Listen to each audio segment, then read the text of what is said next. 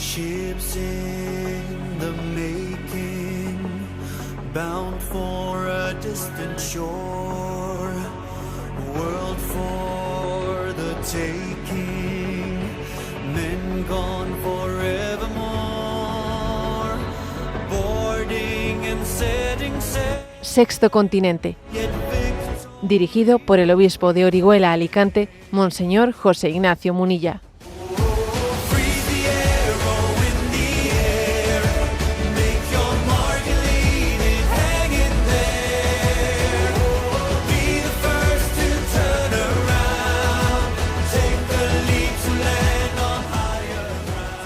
Un cordial saludo a todos los oyentes de Radio María. Un día más, con la gracia del Señor, nos disponemos a realizar este programa radiofónico llamado Sexto Continente, que lunes y viernes de 8 a 9 de la mañana, una hora menos, en las Islas Canarias, realizamos aquí en directo en Radio María España. Hoy es 11 de marzo y en España esta fecha resuena de una manera especial porque hace 20 años hoy tenían lugar los atentados yihadistas, con diversas bombas puestas en los trenes de cercanías en el entorno de Madrid, que dejaron 192 muertos. En realidad hay que decir 193, porque tras 10 años en coma, uno de las víctimas también falleció a causa de ese atentado. Dejaron 193 víctimas aquellos atentados. Nunca España, nunca Europa había vivido un atentado terrorista de estas dimensiones. Y me quiero referir a un testimonio, al testimonio de una de las víctimas, que además se le considera como la que fue la víctima más grave, aquella que padeció unas consecuencias más graves del atentado, que tardó muchísimo tiempo en poder recibir el alta, aquella que tuvo que recibir montones de operaciones para poder salir adelante, ¿no? Es una mujer de Alcalá, Esther Sáez, que en estos días, entrevistada 20 años después, ha hecho de aquel momento trágico de su vida la oportunidad de dar testimonio. Porque es curioso, es curioso que Dios nos permite en toda oportunidad y en toda circunstancia dar testimonio. Lo dice también el Evangelio de San Mateo: cuando os persigan, etcétera, será la oportunidad de dar testimonio. Cuando os acontezcan cosas, desgracias, serán la oportunidad de dar testimonio. En estos días la agencia EFE se acercaba a ella, a Esther Sáez, como la herida más grave del 11M, y ella, bueno, pues de una manera muy somera, muy breve, decía estas palabras ante la agencia EFE. Nadie sabe mi lucha interior de cada día. Yo cada día tengo que decirme a mí misma, adelante. Todavía, cada día.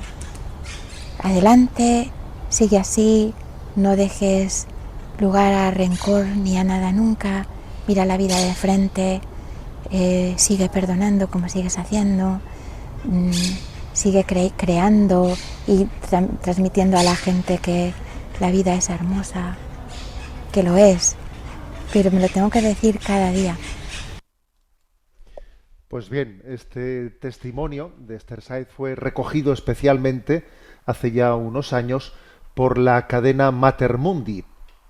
Mater Mundi Televisión, que está en YouTube y está a vuestra disposición, recogió un testimonio de unos 36 minutos de duración de Esther Sáez con el título "El perdón es la herramienta para salvar la humanidad". Os lo recomiendo. Creo que a los 20 años de este atentado uno está llamado a ver qué lucha interior puede llegar a acontecer en nosotros, ¿no? Cuando nos vemos víctimas, pues, de una gran injusticia, ella, en ese relato, el perdón es la herramienta para salvar la humanidad, pues habla del gran rebote interior que tuvo. Un rebote interior, un rebote con el Señor, un rebote con su fe. Esto no es justo, ¿cómo me puede pasar esto a mí? Hasta que el Señor, en esa UBI en la que estaba rodeada de cables, ¿no? El Señor le mostró por un momento cómo estaba él al pie de esa cama, cómo el Señor crucificado, el Señor llagado, el Señor de la pasión, compartía nuestra pasión. Y en ese momento la sola conciencia de que Cristo estaba con ella cambió su expectativa, cambió su lucha interior, ¿no?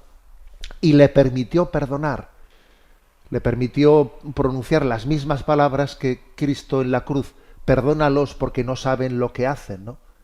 Y creo que es un testimonio maravilloso.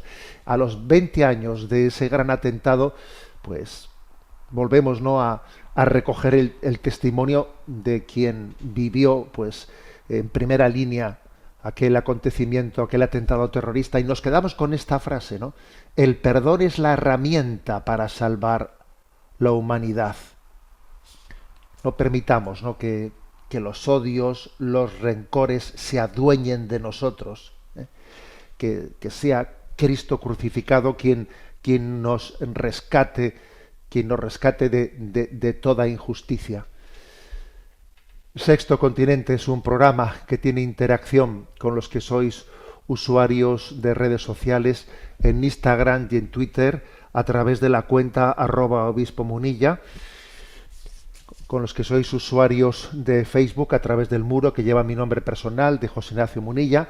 Los programas anteriores están a vuestra disposición en las plataformas de Spotify, de iVoox, también en YouTube, a través de la cuenta En Ti Confío, y también en la página web multimedia www.enticonfio.org, además también del podcast de Radio María.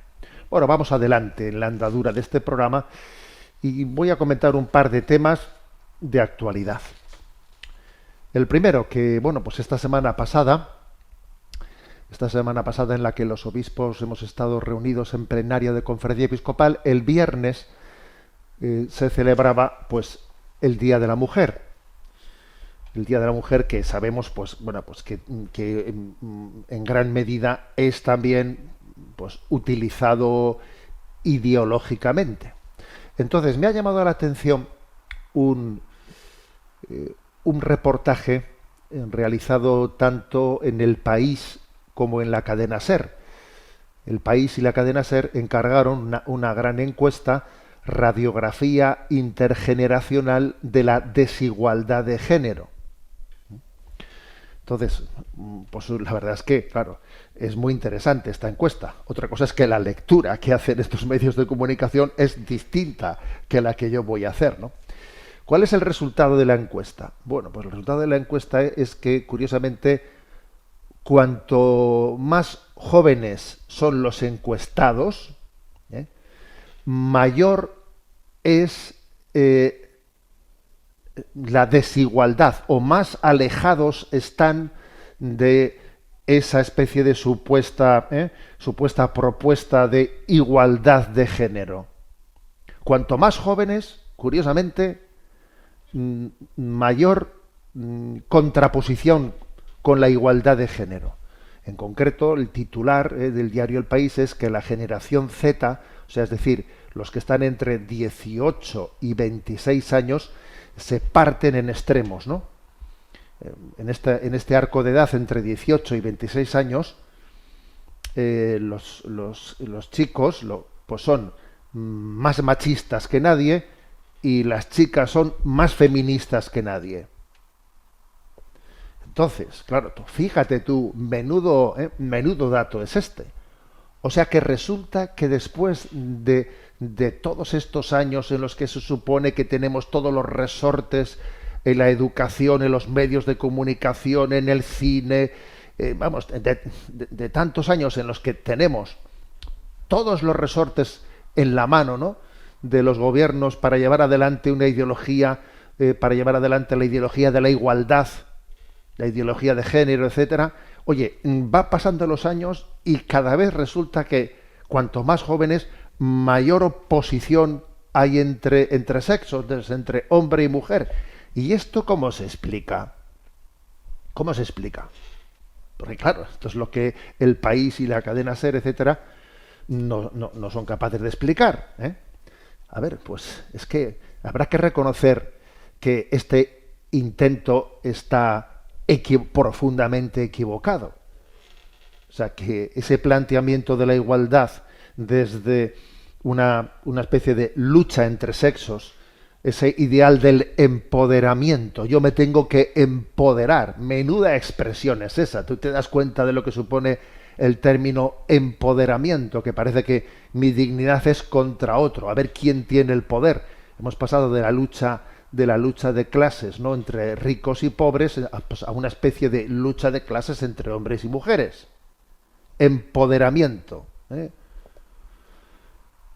Y es que, claro, es un auténtico fracaso, porque por mucho que tengan todos los medios, ¿no?, todos los medios y todos los resortes en su mano para intentar meter esta ideología, es que esta ideología en el fondo va contra lo más esencial del ser humano. Va contra lo más esencial.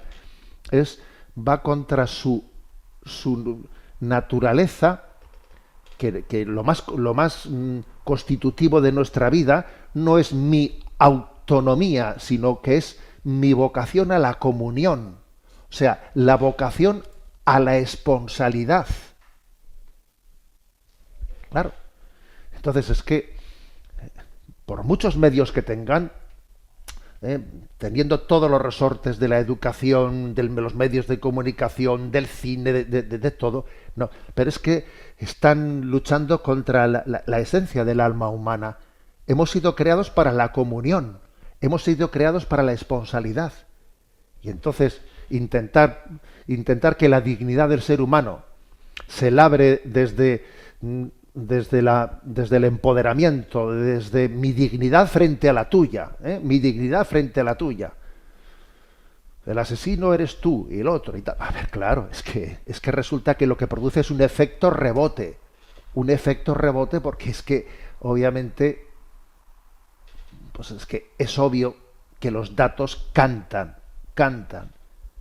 ¿Cómo es posible que después de todos estos años, ¿no?, al final se tenga que reconocer en estas encuestas que cuanto más jóvenes, más alejados de la igualdad, de lo que ellos llaman igualdad, ¿no? Bueno, pues porque ustedes han puesto en marcha, ¿no?, toda una ideología que es destructiva, que es contraria a nuestra identidad, a la vocación para la que fuimos creados. Y hemos sido creados para el amor, hemos sido creados para la comunión, hemos sido creados para la esponsalidad. No para empoderarme, que en el fondo empoderarme acaba siendo, el empoderamiento acaba siendo un suicidio, porque es que se está olvidando de mi identidad esponsal y de mi vocación a la comunión, ¿no?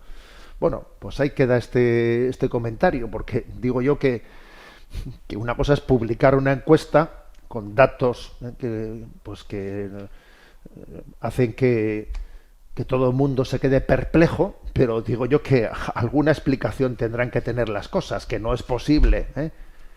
Algunos dicen, no, esto es causa de las redes sociales.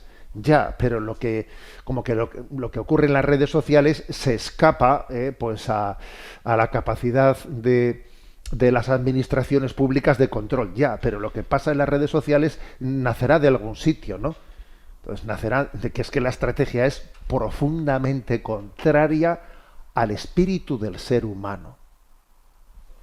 Bueno, ahí lo dejamos, ¿eh? Y quiero comentar también otra noticia. Si se celebraba esta semana el Día de la Mujer, el Día Internacional de la Mujer, ayer en Madrid tenía lugar la Marcha por la Vida, que suele convocarse siempre en torno al 25 de marzo. Pasa que el 25 de marzo, claro, cae en Semana Santa y no será un día muy fácil, muy propicio para una convocatoria, y se eligió el domingo de ayer pues para hacer esa marcha por la vida realizada en Madrid.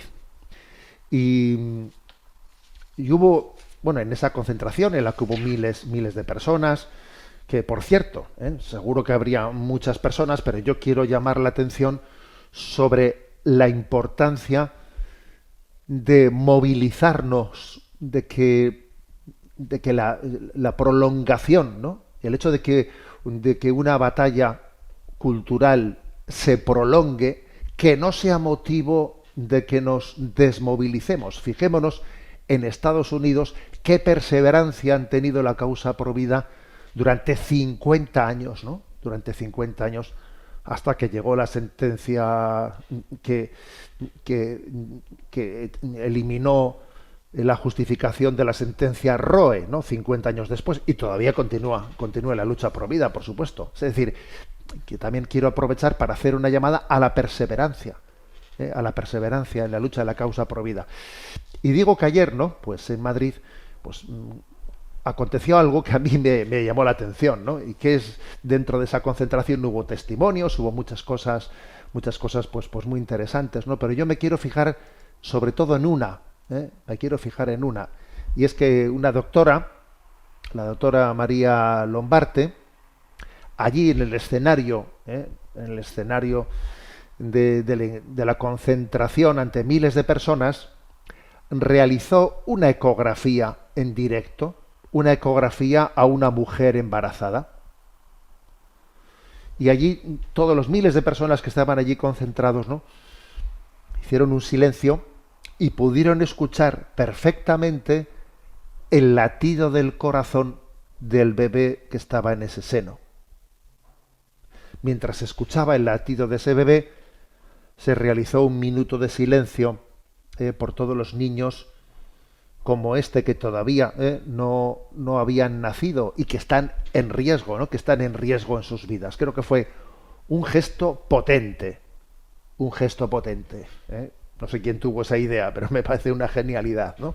El hecho de que en una gran concentración se haga un gran silencio y una mujer embarazada allí se ponga en una camilla y se escuche el latido del corazón del niño que lleva en su seno. Un gesto potente. Bueno, quiero subrayar que en la situación internacional en la que estamos viendo contrastes grandísimos, ¿no? Hemos visto lo que aconteció, lo que ha acontecido en Francia, esa inclusión del aborto dentro de la Constitución francesa. Lo comentamos en el programa anterior aquí de Sexto Continente, y además, bueno, pues no satisfechos con ello, pues resulta que aquí pues Macron ha pedido que la Unión Europea ahora reconozca el derecho al aborto dentro de la Constitución Europea, ¿no? Y que además que llega a ser universal. O sea que aquí Macron, fíjate, ¿no?, pues pretendiendo ahora que lo que él ha hecho en Francia sea hecho en Europa, sea hecho a nivel de la ONU. Claro, es increíble, ¿no? Y por supuesto que ha faltado tiempo para que aquí algunos políticos españoles, como la vicepresidenta de gobierno, enseguida se suben a esa petición, ¿no?, a la petición de que la Constitución española, y claro, pues ya sabemos el riesgo que existe de que cuando los votos de alguien sean necesarios, bueno, pues se vende lo que haya que vender para poder seguir obteniendo un apoyo, ¿no? O sea que el riesgo es máximo, aunque es cierto que para modificar la Constitución española hace falta una mayoría, un tipo de mayoría cualificada que no es fácil poderla transformar. Pero no nos engañemos, porque de facto el aborto se ha introducido en España cual si fuese un derecho constitucional después de la última sentencia del Constitucional, ¿no? Entonces, bueno, por una parte vemos lo que ha acontecido, por otra parte también pasan cosas como, bueno, pues absolutamente contrarias. Por ejemplo, pues en Argentina el nuevo gobierno de Javier Milei ha presentado, no sé si lo ha hecho ya o ha anunciado la presentación de un proyecto de derogación total del aborto en Argentina. y además sin cortarse un pelo, como se dice, ¿no? Pues ha proclamado que el aborto es un asesinato agravado por el vínculo. Esa ha sido la expresión que ha utilizado Javier Milei. Claro. Bueno, es decir, que dentro de este panorama internacional, ¿qué reflexión quisiera hacer yo? Que me llama profundamente la atención ver cómo el tema del aborto es piedra de tropiezo. Yo diría piedra angular. Bueno, sabéis que esto de piedra de tropiezo, piedra angular, esto viene de un texto bíblico, primera de Pedro, capítulo 2. Allí se dice: mira, pongo en Sión una piedra angular, elegida y preciosa. Quien cree en ella no queda defraudado. Para vosotros ella es el honor, pero para los incrédulos es piedra de choque y roca de estrellarse. El tema del aborto, curiosamente, ha pasado a ser como un tema dirimente, una piedra angular, que para unos es piedra de tropiezo, para otros es un lugar que funda su vida, ¿no? Que es el tema de la dignidad de la vida humana. Porque es que ante la cuestión del aborto no cabe punto intermedio. Así como en otros temas, pues solemos fácilmente buscar el punto intermedio, ¿no? Pues eso, dependiendo, ¿no? Pues un punto medio. Vamos a ser acomodaticio, ni para ti ni para mí. Cada uno el punto. Pues a veces también incluso en el propio seno de la Iglesia, ¿no? Hemos hablado de, bueno, ética de situación. Dependiendo de la situación, pues esto puede ser aceptable o no aceptable. La existencia, o sea, el hecho de que el aborto sea matar, o sea, vamos a ser claros, matar, asesinar, hablando en plata, a un ser humano inocente, la vida humana inocente, claro, entonces aquí no hay punto intermedio. Aquí no cabe un pacto, no, es que o respetamos la vida o matamos al inocente. Y el tema del aborto acaba siendo una piedra angular, ¿no? Una piedra angular en la que tenemos que tomar partido por decir, hay cosas que son intrínsecamente malas siempre y en cualquier circunstancia, que son injustas per se, por sí mismas, y por lo tanto no puede haber circunstancia, no puede haber que haga bueno lo que es intrínsecamente malo. Esto es así, como afirma la ética natural y como afirma la moral católica. Esto es así, o por el contrario, estamos llamados, ¿no?, a conformar la ética desde mi deseo. ¿Es mi deseo la piedra angular de la ética o existe una ética objetiva, un bien y un mal objetivos a los cuales se tiene que conformar mi voluntad o mi deseo? Claro, es que en el fondo este tema es piedra angular. ¿Existe una moral objetiva o la moral es puro subjetivismo? Este es un tema clave, ¿no? Y diremente. Se han cumplido 30 años, ¿no?, de la encíclica Veritatis Splendor. Pues del verano pasado se cumplieron los 30 años. Y claro, si algo hizo San Juan Pablo II en aquella encíclica fue el hablar de que hay cosas que son intrínsecamente malas. A ver, ¿el aborto es intrínsecamente malo? A ver, pues los actos homosexuales son intrínsecamente malos, contrarios, ¿no?, al designio, a la voluntad de Dios. A ver, es que hay cosas que son intrínsecamente malas. Y cuando nos olvidamos de ello, entonces resulta que la propia ética, la propia moral, es un constructo, una construcción para adecuarse a mi deseo. Y entonces mi deseo se convierte en ley. Mi deseo se convierte en ley. Existe, ¿no?, una ética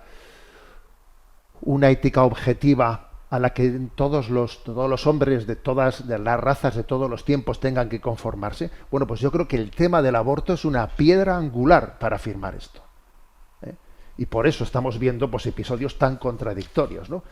Macron, ¿no?, curiosamente, ¿no?, Macron, pues, presentándose como el paladín, ¿no?, del derecho a matar a los niños inocentes, bueno, y por otra parte, pues, distintas figuras que por aquí y por allá se resisten, ¿no?, aunque a veces sea, pues, figuras que sean histriónicas, y disten mucho de tener una imagen verdaderamente madura, ¿no?, madura o coherente, como puede ser el caso de Milei o de Trump, etcétera, etcétera.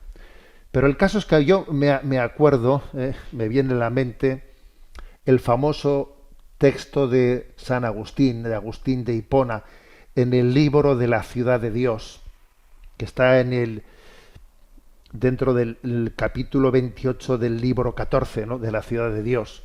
Y entonces dice: dos amores fundaron pues dos ciudades, a saber, el amor propio hasta el desprecio de Dios fundó la ciudad terrena, y el amor de Dios hasta el desprecio del amor propio fundó la ciudad celestial. Entonces está claro, dice, es que el tema del aborto lo deja claro, ¿no? Es una piedra angular. Aquí hay que tomar una opción. Mira, una de dos. O el amor propio, pues hasta el desprecio de Dios, ¿no?, funda la ciudad terrena, funda la Constitución de Macron. Mi amor propio hasta el desprecio de Dios, hasta el desprecio de la vida, hasta el desprecio del inocente, ¿no? Por mis narices. Esa es la ciudad terrena que dice San Agustín.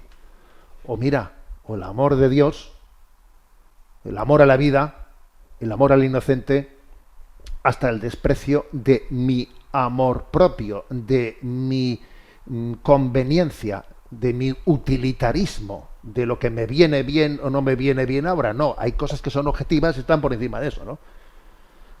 Repito esta famosa frase de San Agustín. Dos amores fundaron, pues, dos ciudades. A saber, el amor propio hasta el desprecio de Dios fundó la ciudad terrena, y el amor de Dios hasta el desprecio del amor propio fundó la ciudad celestial. Vamos a pedir a Dios la gracia, ¿no? La gracia de estar fundados sobre esta Jerusalén celestial. Bueno, nos acercamos a San José y vamos a tener también nuestro momento de oración. Recurro a esta canción de Gonzalo Mazarrasa que canta nuestro gran patrono de la Iglesia, San José, cantado por Gonzalo Mazarrasa. Un día más hay que trabajar. Últimamente las cosas no nos van tan mal. En el taller todo sigue igual, aunque los años pasan y yo me canso más. Pero ahora está es un hombre ya. Si vierais cómo le gusta poderme ayudar. Al amanecer hay que trabajar, mediodía un descanso y luego continuar. Su madre y yo al atardecer le vemos irse del pueblo de Nazaret para rezar. Tardará en volver, pero mañana será el primero en llegar al taller. La felicidad es estar con él, oír a la gente llamarle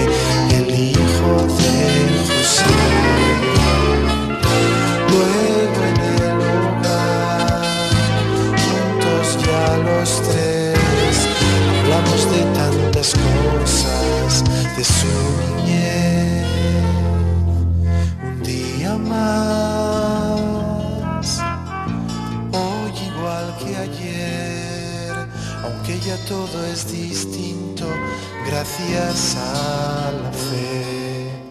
La eternidad está en este taller. El Dios que creó los cielos trabaja en él. El Hijo de Dios, el Rey de Israel, el carpintero del pueblo, el Emmanuel.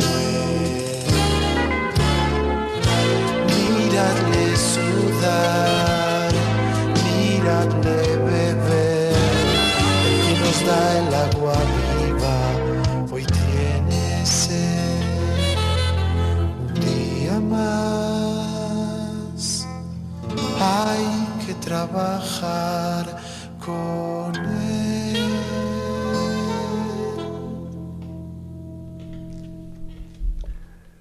Continuamos en este programa de Sexto Continente, realizado hoy día 11 de marzo, en el que tenemos un recuerdo por todas las víctimas de aquel atentado que hace 20 años sacudió España, sacudió el mundo entero.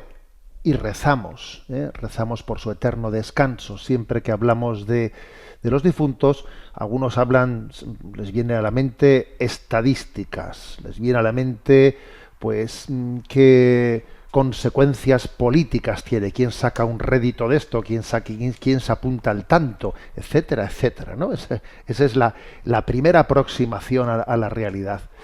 La nuestra tiene que ser distinta. Y es pedir por esas almas, porque alguna pueda necesitar todavía de esa purificación, ¿no?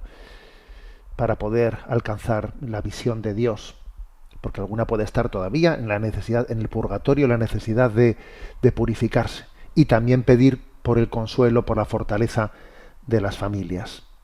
Dale, Señor, el descanso eterno, y brille para ellos la luz eterna, sus almas y las almas de todos los fieles difuntos, por la misericordia de Dios, descansen en paz.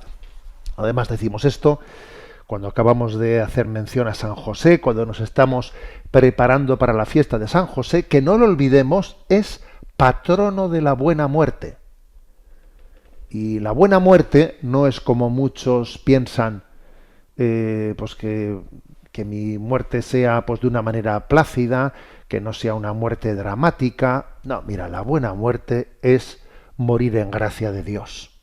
¿Sabes? O sea, esa es la buena muerte. Cuando se habla aquí de buena muerte, muchas veces nos equivocamos. Buena muerte es morir en gracia de Dios, estar nuestra alma preparada para el encuentro con Dios. San José, alcánzanos el don de una buena muerte. Bueno, vamos adelante con la participación de los oyentes.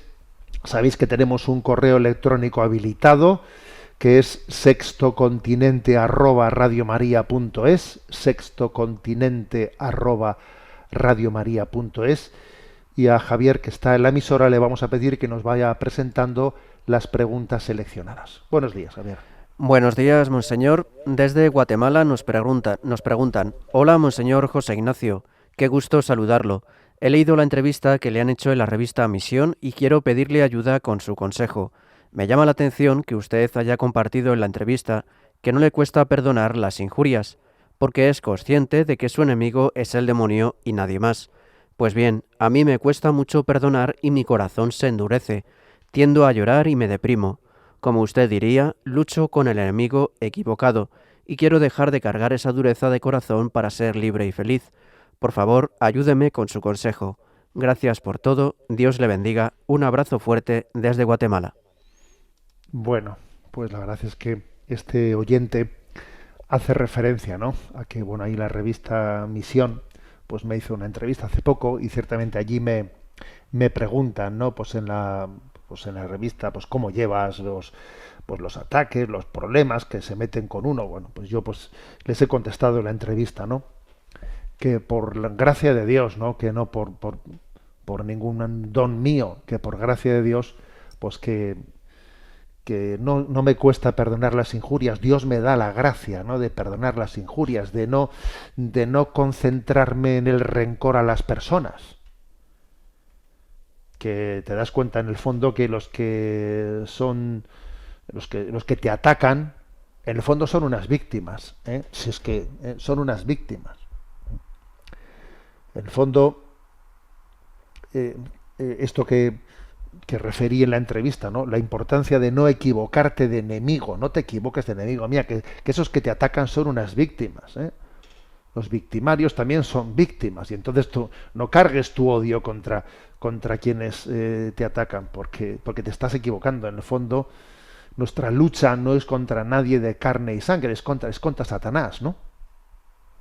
Bueno, bien, pero yo entiendo que aunque afirmemos esto, pues diga, ¿no? Pues este oyente de Guatemala diga, ya, pero yo escucho eso muy bien, pero a mí no me brota eso. O sea, yo dice, no, a mí me cuesta, el corazón se me endurece, tiendo a llorar, me deprimo y estoy ahí atrapado en mis rencores, atrapado en mis odios, que no me quito eso, que no puedo dejar de perdonar, ¿no?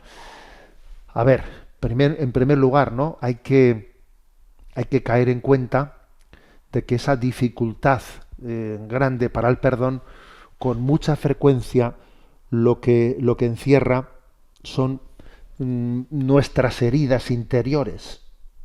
El hecho de que pues nos hemos sentido despreciados, claro, nuestras faltas de autoestima, etcétera, claro, son un caldo de cultivo muy fuerte para que luego vengan los rencores, ¿sabes? Y no te los puedas quitar de encima. Luego, fijémonos, para poder recibir el don del perdón que Dios quiere darnos, igual hay que empezar no directamente a luchar contra mi rencor, mi odio, a ver cómo me quito mi rencor, a ver cómo me quito mi odio. A veces, para luchar contra un reto hay que abordarlo no frontalmente, sino lateralmente. Entonces, ¿a qué me refiero yo con esta estrategia? Pues que deberás quizás de comenzar, olvídate un poco ahora de ese rencor, de ese odio que tienes a esa persona porque te hizo eso, porque no te lo puedes quitar de encima. Olvídate un poco de eso y ahora trabaja otras cosas. Trabaja pues el reconocimiento de los dones que Dios te ha dado. Descubre los dones de Dios. Ponlos en su presencia. Gózalos, disfrútalos.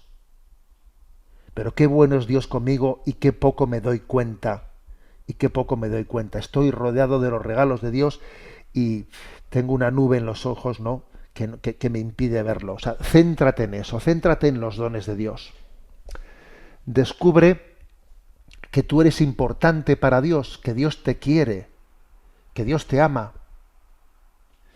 Medita mucho en la pasión de Jesucristo, en la que se muestra el amor de Dios por ti. Dios entregó su vida por mí, lo hizo solo por mí.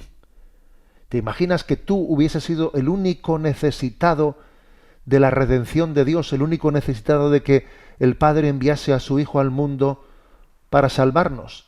Que tú hubieses sido el único necesitado. ¿Lo hubiese hecho Dios solo por ti?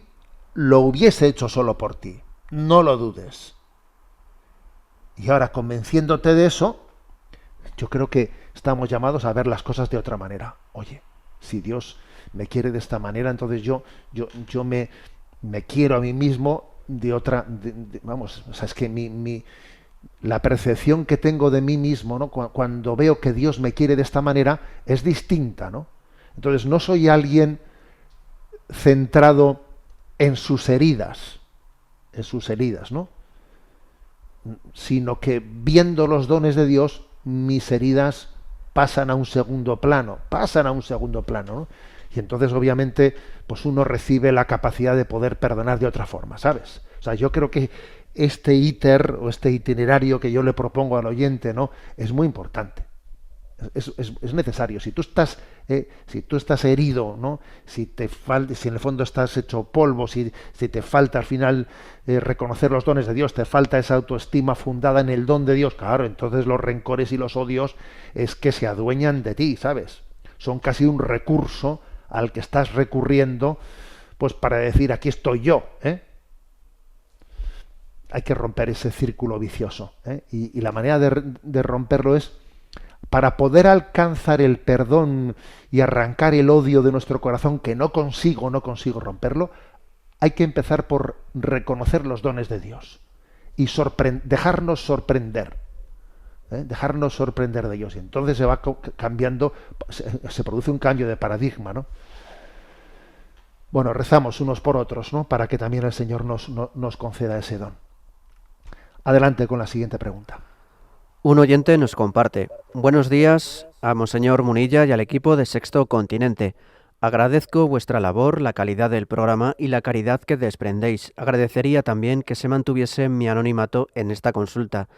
Crecí en un ambiente moderadamente católico, pero desarrollé una devoción y fe muy intensas durante mi infancia y adolescencia, que sin embargo se disipó poco a poco después de confirmarme. En la juventud me alejé paulatinamente de la fe y de Dios para disfrutar de los placeres y gozos mundanos, hasta convertirme en un ateo convencido y satisfecho de haberme liberado, aunque estaba lejos de ser feliz o sentirme en paz conmigo mismo. Conocí a una chica, también atea, empezamos a convivir sin estar casados y tuvimos 2 hijos, que están a punto de cumplir 3 y 5 años, por fecundación in vitro, porque descubrimos que soy estéril. Tras el nacimiento del primer hijo, empecé a hacerme preguntas sobre la fecundación in vitro, pero no fue hasta el nacimiento del segundo que profundicé más, y lo que averigüé me impactó hasta el punto de llevarme, hace algo menos de un año, a recuperar la fe y volver a la Iglesia católica. A día de hoy sigo conviviendo con la misma mujer, sin contraer ningún tipo de matrimonio, y con los que considero mis hijos. Amo a los 3. Mi pareja sabe que estoy de nuevo en proceso de conversión. Le he propuesto casarnos por la Iglesia católica, pero no está dispuesta ni a una boda católica, ni a que los niños reciban sacramento alguno, ni educación religiosa. Aún así, intento evangelizar discretamente a los niños, dentro de mis limitadas capacidades y de los condicionantes que esta situación conlleva. He optado por la continencia sexual de forma unilateral y no comunicada, y esto de momento no ha generado situaciones tensas o incómodas en la convivencia, porque los niños son aún pequeños y hacen imposible el ambiente necesario para la intimidad. Rezo por los 3 por su conversión y por los 2 embriones que han quedado congelados y disponibles para que otra mujer pudiera gestarlos. Muy improbable por lo que nos han dicho. Le pido a Dios nuestro Señor que los acoja a todos como hijos suyos y les conceda su espíritu y el don de la fe, pero sufro por ellos y también por mi situación, que considero irregular. No sé si se puede encauzar para que resulte agradable a los ojos del Señor. He consultado con un párroco si en esta situación es posible la reconciliación con nuestro Señor y lograr el estado de gracia para poder así participar plenamente en la Eucaristía, comulgar, y él afirma que sí. Pero aún así no me atrevo a acercarme al sacramento de la reconciliación por falta de paz interior y por las persistentes dudas de si hay perdón posible para mí. Agradecería alguna palabra sobre qué puedo hacer tanto por las almas de mi pareja, hijos y embriones congelados, como por la mía propia. Disculpas por la extensión y muchas gracias. Bueno, la verdad es que testimonios como estos, que llegan muchos a nuestro correo electrónico de Sexto Continente, te impactan, ¿no? Te impactan por ver cómo Dios es capaz de reconducir nuestras vidas, ¿no? O sea, cada vez están llegando más correos de este estilo, de personas que vuelven a la fe después de haber tenido pues un alejamiento de Dios, ¿no? O incluso no habiendo tenido nunca la fe y tienen un encuentro. Es impresionante esto, ¿eh? Es impresionante la cantidad de retornos a la fe que están aconteciendo por aquí y por allá. ¿Por qué? Pues porque por mucho que la cultura nos intente arrancar la fe en Dios, es que en el fondo es algo. La religiosidad es algo connatural al corazón del hombre. Somos religiosos por naturaleza. Es que sin Dios la vida es una pasión inútil, es un sinsentido. Bueno, dicho esto, pues yo le aconsejaría al oyente un acompañante espiritual, y me da la impresión de que por lo que nos dice lo tiene en su párroco, pues porque me parece que las palabras que le ha dicho ya son palabras de sensatez, y yo le diría que se deje acompañar y que tenga mucha paciencia, porque Dios ha tenido paciencia contigo. ¿No la vas a tener tú ahora con tu esposa? Bueno, aunque no sea esposa, aunque no estés casado con ella, y con tus hijos? ¿No lo vas a tener tú con ellos? Tendrás que hacer un itinerario en que tu conversión también al mismo tiempo esté acompasada por la prudencia de cómo ayudarles a ellos a la conversión. Igual tu conversión tendrá que pensar no solo en ti mismo, ¿eh? Pues igual tú irías a un ritmo y a una velocidad que al tener que acompasarse, ¿no?, pues con ellos tenga que tener otra. Por supuesto, lo primero es Dios, ya lo sabemos, lo primero es Dios. Sí, pero Dios quiere que tengas paciencia y que seas instrumento para ellos, incluyendo incluso esos dos hijos vuestros que están ahí crioconservados, ¿no? Crioconservados, congelados en una clínica, y cuya memoria a ti obviamente pues te ha llevado, ¿no? Te ha llevado a la conversión. A mí lo que me impacta de vuestro caso concreto es, fíjate, cómo solemos pensar a veces, ¿no?, que la moral católica, pues en temas de aborto, en temas de anticoncepción o en temas de la fecundación in vitro, pues que puede alejar a la gente. Tú fíjate, es que una persona atea alejada por el tema de la fecundación in vitro, de ver la barbaridad que supone que la vida humana la tratemos así y que estemos aquí congelando a seres humanos y fabricándolos en un... O sea, fíjate, a un ateo ver, ¿no?, descubrir la contradicción moral tan grande que hay ahí, le lleva a la fe. Le lleva a la fe. Es curioso esto, me estoy acordando de Scott Hahn, en ese libro suyo de Roma, Dulce Hogar, que es un libro que el que no lo haya leído, que lo lea, por favor, Roma, Dulce Hogar. Pues me acuerdo que Scott Hahn, él se acercó a la Iglesia Católica por la Humane Vitae, por la coherencia de lo que Pablo VI dijo con respecto a la inmoralidad de la anticoncepción. O sea, es curioso, de cómo a veces lo que nosotros pensamos que aleja a las personas, al hombre moderno, que le aleja, ¿no?, de la Iglesia, en el fondo es la puerta de entrada de algunas personas que buscan el bien, buscan la verdad, se dan cuenta que ese bien y esa verdad están afirmadas por el magisterio de la Iglesia Católica, y allá que se acercan, ¿no?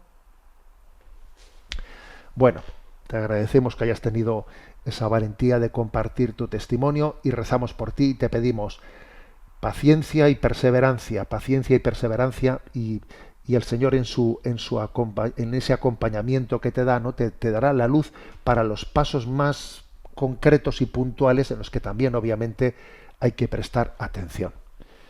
Adelante con la siguiente consulta. Una oyente llamada María nos escribe con la siguiente consulta. Buenos días, Monseñor. Muchísimas gracias por poder tenerle y por aclararnos muchas cosas de nuestra fe y así ser mejores cada día. El otro día en una reunión salió el siguiente tema y se originó un debate que acabó sin aclarar y en un tono elevado. Varios de los participantes decían que si a un hijo o hija le daba lo mismo casarse o no por la Iglesia, porque le era indiferente, aunque estaba dispuesto a hacerlo por agradar a su madre, entonces recibe igualmente la gracia sacramental. Solo uno de los participantes decía que para recibir la gracia del sacramento, el hijo o hija tenía que cooperar, es decir, querer casarse por la Iglesia y aceptar al menos alguno de los elementos esenciales del sacramento, porque si no era así y le era indiferente, la gracia santificante concreta de ese sacramento no se recibía, por mucho que su madre le llevara con todo el cariño. A lo mejor recibía otra, pero la sacramental concreta, pues no. A esta persona no la dejaron explicar más y le dijeron que no estaba en sus cabales por argumentar esto. ¿Me lo podía aclarar? Bueno, vamos a ver. Es que para poder recibir válidamente, no digo ya únicamente fructuosamente, sino válidamente un sacramento, el sacramento del matrimonio, uno tiene que asumir conscientemente los fines del matrimonio. Si uno pues no cree, ¿no?, pues en la fidelidad, en la llamada a la finalidad, en la apertura a la vida y la indisolubilidad, etcétera, si uno no cree, ¿no?, en esas características esenciales del matrimonio, y si está allí sencillamente pues porque es una ceremonia, etcétera, pero no, a ver, es que puede ser un matrimonio nulo. Nulo. Luego está la otra cuestión, que es la que plantea la pregunta de que si se ha asumido, ¿no? Si en el fondo no, si es válido, porque esas finalidades sí se reconocen, pero igual no hay suficiente fe, suficiente, o sea, no hay la fe necesaria para entender lo que es un sacramento, que es que estoy recibiendo un don de gracia, pues claro, digamos la gracia propia de ese sacramento difícilmente se puede recibir si no existe fe, porque la fe es necesaria para poder recibir la gracia de un sacramento. Bueno, en definitiva, que yo creo que esa persona que en ese debate se le excluyó, pues la verdad es que yo creo que razonaba bien. Es un error el forzar a los hijos, ¿no?, forzar o empujarles a un sacramento sin que ellos den un sí personal. Ese sí personal, ese yo acojo, es necesario.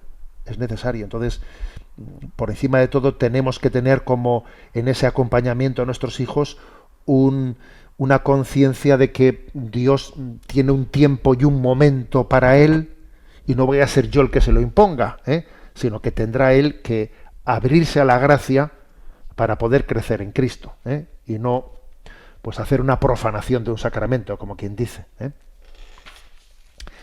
Bueno, tenemos un momento para el DOCAT, que ya vamos muy adelantados. Estamos en el punto 325, y dice: ¿cuándo traiciona el compromiso cristiano a sus propios fundamentos?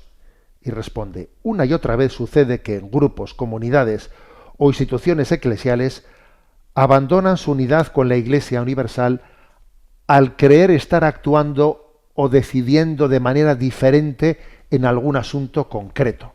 Muchas veces ese distanciamiento se fundamenta en una acción de tintes proféticos o de anticipación. Puede tratarse de una decisión de ir a las armas en los regímenes sociales injustos, de la oposición a los mandamientos de la Iglesia o de la celebración no autorizada de la Eucaristía con cristianos de otras confesiones. Evidentemente, la Iglesia necesita de profetas que la ayuden y que le aporten lo nuevo y necesario para su avance. Sin este tipo de ayuda a la Iglesia le habrían pasado desapercibidos asuntos como la cuestión obrera y la libertad de prensa. Pero en todo momento se ha de evaluar con precisión si el coraje profético sirve auténticamente a la Iglesia o si más bien nace de la obstinación y del deseo personal de querer ser el que más sabe, o bien de la desobediencia y del deseo de dividir. Bueno, un tema delicado, ¿no?, el que se plantea aquí en el 325. Menta algunas cosas que obviamente son igual más propias de otras culturas, que a nosotros nos suenan un poco así, digamos, un tanto extrañas, ¿no? Me refiero a eso, por ejemplo, de la celebración no autorizada de la Eucaristía con cristianos de otras confesiones. Bueno, pues la verdad es que esto quizás sea más propio de otros lugares, ¿no? Pero, a ver, el tema central es el siguiente.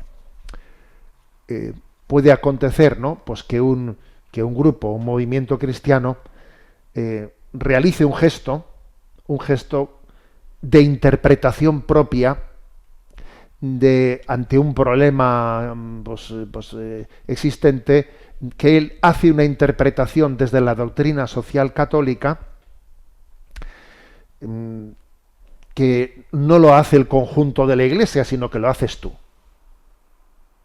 Por ejemplo, ¿no?, pues denuncio a tal empresario porque no sé qué, o denuncio tal circunstancia, tal ley, tal ordenanza municipal, tal esto. O sea, a veces, pues un grupo cristiano, afirmando, ¿no?, que lo hace desde su convicción católica, toma una opción que podría ocurrir, que dependiendo, o sea, no es fácil calibrar hasta qué punto está hecha con buen espíritu, y en el fondo es un bien para la Iglesia Católica, que de alguna manera va por delante abriéndonos camino, o hasta qué punto, por el contrario, en el fondo soy yo quien estoy haciendo que mis ideologías, yo las estoy pretendiendo bendecir desde la doctrina social católica. Estoy como bautizando mis ideologías, mis opciones ideológicas, pues dándoles un marco desde la doctrina social o desde el Evangelio. Distinguir esto no es tan fácil. Posiblemente el elemento dirimente para distinguirlo, ¿sabéis cuál es? La obediencia. O sea, que uno coge, hace y dice una cosa, entendiendo que lo hace desde un espíritu de denuncia profética, ya, pero después, mira, si por lo que sea, te dicen que te has equivocado, y si la autoridad en el seno de la Iglesia te dice, por ahí no vayas, porque no es prudente, por lo que sea o tal, uno tiene un principio de obediencia. Creo que la obediencia es la que disipa, ¿no? Dirime, ¿no? la duda en si un espíritu profético es verdadero y nace del Evangelio, o si en el fondo pues nace de nuestra carnalidad y de nuestras ideologías. Bueno, tenemos el tiempo cumplido. Me despido con la bendición de Dios Todopoderoso, Padre, Hijo y Espíritu Santo. Alabado sea Jesucristo.